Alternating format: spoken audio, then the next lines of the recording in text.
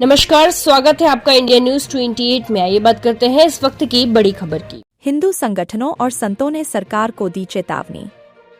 रायसेन में सोमेश्वर धाम के ताले प्रतिदिन खोलने की मांग को लेकर सकल हिंदू समाज, साधु संतों और समस्त हिंदू संगठनों ने एक यात्रा निकाली। यह यात्रा पाटन देव हनुमान मंदिर से शुरू होकर प्रमुख मार्गों से होती हुई सागर तिराहे पर पहुंची।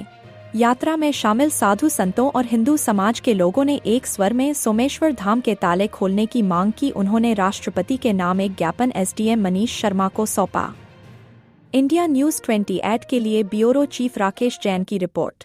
महादेव विराजमान है और अभी हिंदू समाज यहाँ पे संगठित होकर इकट्ठी हुई है और हम बात करेंगे श्री हिंदू समिति के अध्यक्ष एवं अन्य जो हिंदू संगठन के लोग हैं उनसे, वो क्या चाहते हैं और उनका अगला कदम क्या होगा। क्या कहना चाहते हैं भाई साहब? हमारा सभी सनातनियों से ये निवेदन है और सरकार से ये निवेदन है कि जो सोमेश्वर धाम 365 दिन में एक बार खुलते हैं, उन्हें प्रत्येक दिन खुलना चाहिए, क्योंकि बड़ी शर्म की बात है कि अपने महादेव, अपने आधार, जो अपनी धरोहर है, वो ऐसे ताले में कैद है और हम खुले घूम रहे हैं। जब अपना बाप ही ताले में कैद है तो हम खुले कैसे? सोमेश्वर धाम मंदिर के ताले खोले जाएं और हर साल लगातार ये आंदोलन किया जा रहा है, लेकिन संबंधित सरकार चेत नहीं रही है और अब इन्होंने दी है लास्ट चेतावनी। हम बात करेंगे बाबा जी से। क्या कहना चाहते हैं बाबा जी?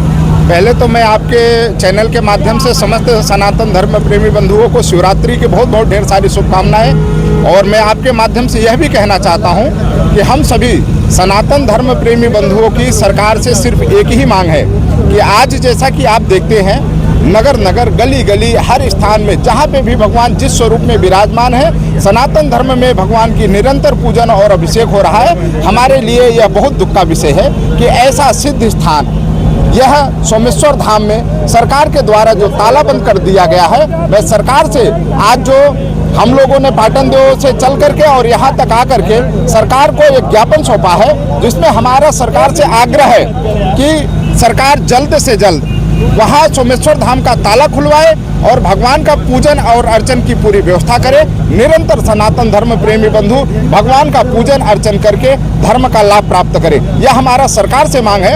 यदि सरकार ऐसी मांग नहीं स्वीकार करती तो मैं आपके माध्यम से यह भी बता देना चाहता हूं कि सरकार किसी के भी होगी, भगवान हमारे हैं और जब भगवान हमारे हैं तो ताला में इतना दम नहीं है कि वो ताला लगा रहेगा। उस ताले को हम तोड़ने की भी दम रखते हैं, क्योंकि महादेव की कृपा है। तो अभी हम आग्रह करते हैं, यदि सरकार हमारे इस आग्रह पे विचार करके कार्य नहीं करता है तो पूरा संत समाज, पूरे भारत के संत समाज एकजुट होकर के और अपने द्वारा ही ताला तोड़ करके भगवान का पूजन का कार्य करेंगे। उसकी जवाबदारी सरकार स्वयं लेगी। सकल हिंदू समाज से कि सोमेश्वर महादेव के जो द्वार पे ताला लगा हुआ है, उस ताले को जो भी संवैधानिक प्रक्रिया होती है, उस संवैधानिक प्रक्रिया के तहत अगर एक दिवस के लिए खोला जा सकता है तो निश्चित तौर पर और अधिक दिवस के लिए भी खोला जा सकता है। संविधान में प्रावधान होते हैं, सब कुछ होता है, सिर्फ संगठन की आवश्यकता होती है। अगर हम सभी हिंदू संगठित होकर किसी मांग को उठाएंगे